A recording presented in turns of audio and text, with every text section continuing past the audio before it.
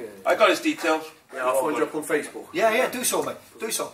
Well, right, okay. So we know that there are groups, obviously in our country, with doing 18 to 21 day course for military personnel who've done a minimum of 3 years service. Is there much hand-to-hand stuff actually being taught in the armed forces in our present day? well, it's more prevalent now because of things like Afghanistan and the sort of current taskings that are now going on.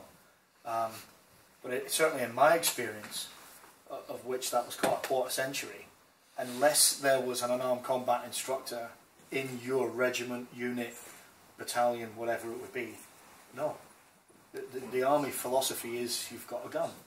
You don't need that much hand-to-hand experience. And even the special forces lads that I've taught, even they don't do an awful lot of it. They have a thirst for it, but it's just not taught to anywhere near the level that people are purporting. I know this because I used to teach it, and it's a struggle to find the time, to find the space, and indeed instructors, because they're just not out there. Right.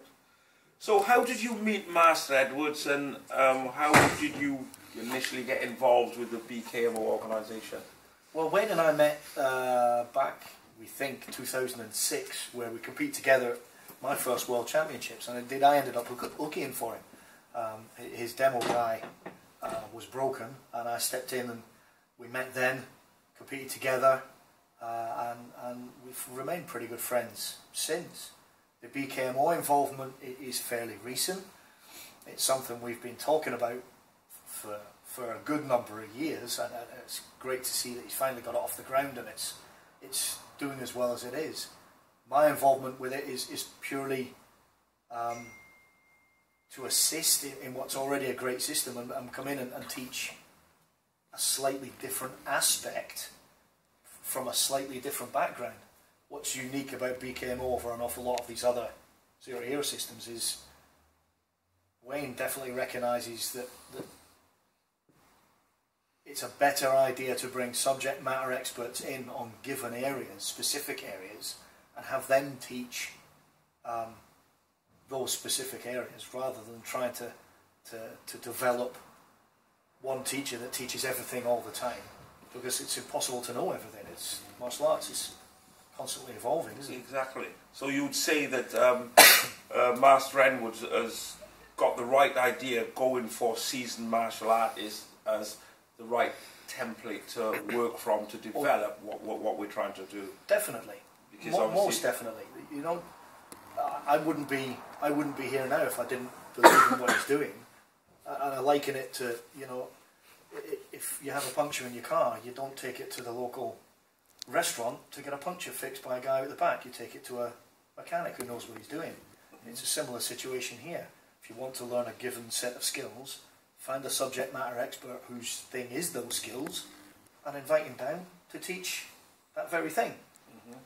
Take from it what you will or won't, and develop it into your system. And that's essentially what the BKMO is, in my eyes.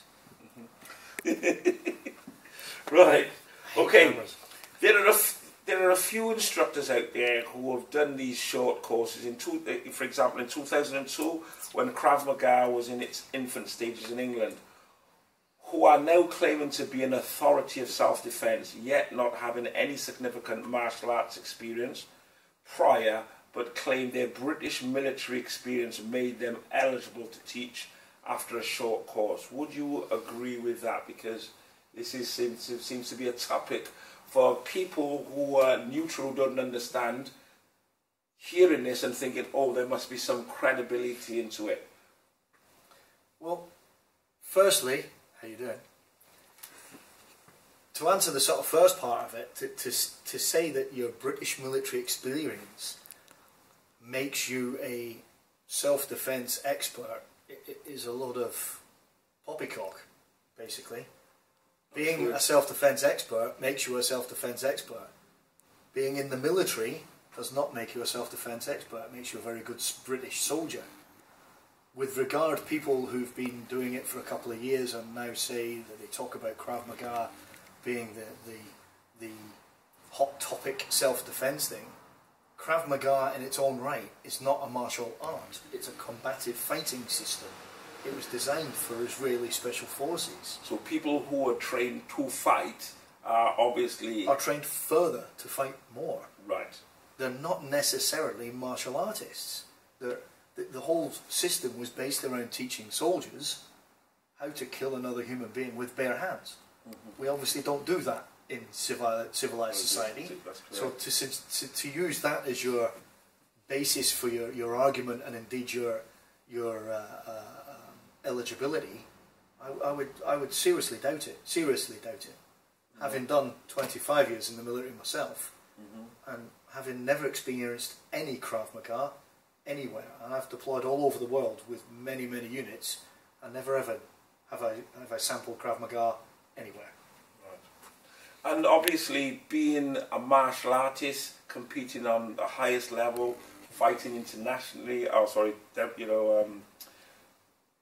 in a world championship team representing Scotland, Great Britain, you've seen obviously on the mats the fighting. Would you say that somebody of a world title stature, Master Edwards has been the world champion, a bronze medalist, I've been a world champion, and the people that we've brought together to help to form the BKMO are all of this high caliber?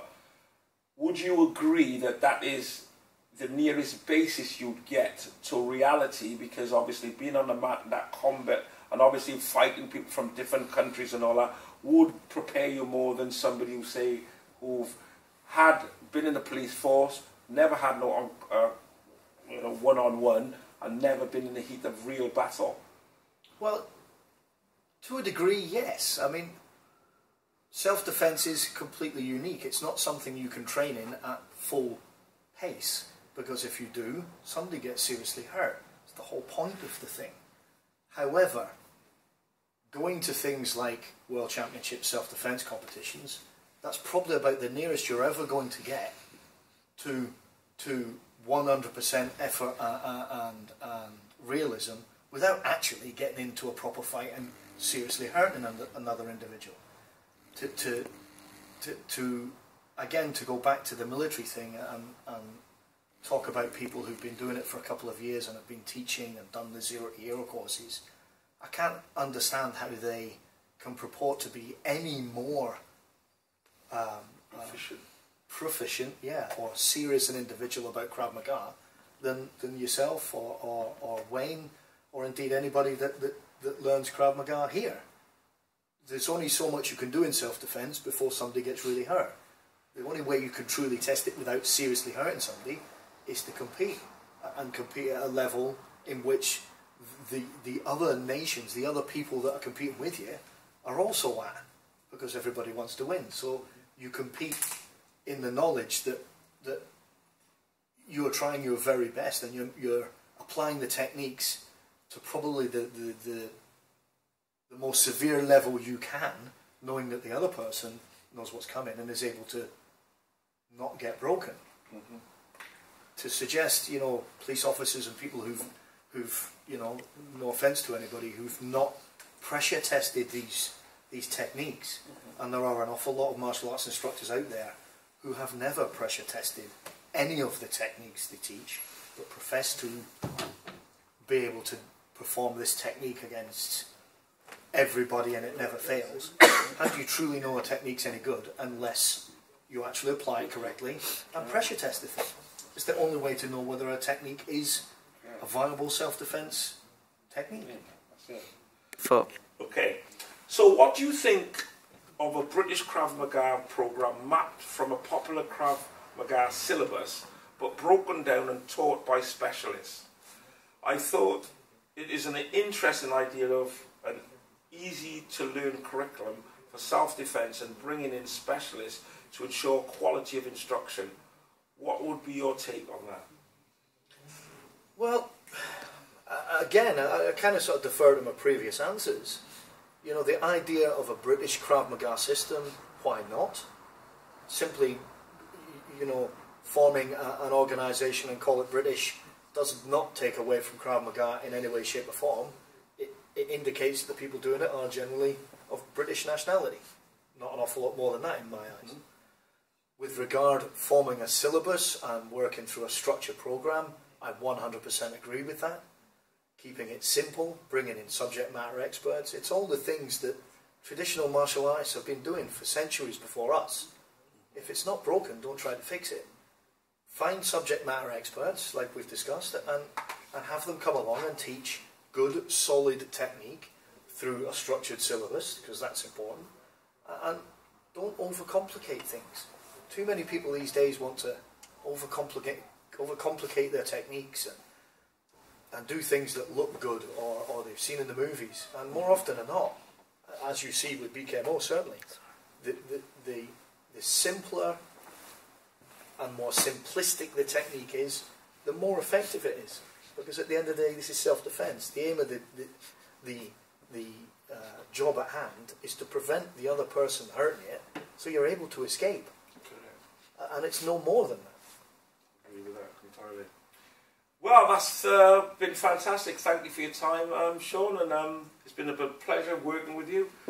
Pleasure interviewing you, and I look forward to seeing you at the top. Thanks very much. Thank you, sir. Cheers. Thank you. Excellent. You ready?